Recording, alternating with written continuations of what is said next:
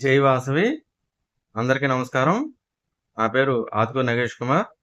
నేను ఒక మంచి టాపిక్‌తో మీ ముందుకొచ్చాను. అదేంటంటే పూజ. దేవుని పూజ. దేవుని పూజ మన హైందవ ధర్మం. అది మన సనాతన ధర్మంలో ఒక భాగం.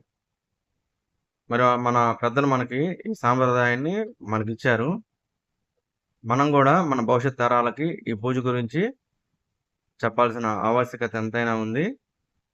ఇంట్లో రోజు ఉదయం పూట పూజ చేయటం వల్ల సమయ పాలన తెలుస్తూ ఉంటుంది.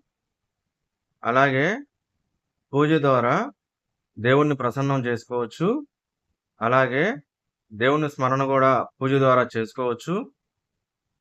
అలాగే మనం పూజ చేయటం వల్ల ఆ స్వామివారి ఓంకారం అంటే మన నాభి నుంచి ఓంకారం పలుకుతాం కాబట్టి మన ఆరోగ్యం ఎంతో వృద్ధి చెందుతూ ఉంటుంది.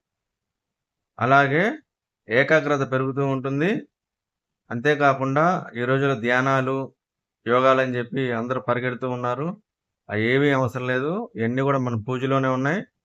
మనం ఒక పూజ చేస్తే ఏకాగ్రత పెరుగుతుంది, వాక్చాతుర్యం పెరుగుతుంది, యోగా చేసినట్లే, ధ్యానం చేసినట్టే. అలాగే మన ఆరోగ్యం గూడా ఎంతో బాగుపడుతుంది గాబట్టి, మీ అందరిని గూడా నేను పూజ ద్వారా భక్తిని, ముక్తిని పొందాలని కోరుకుంటున్నాను. జై హింద్, జై వాసవి.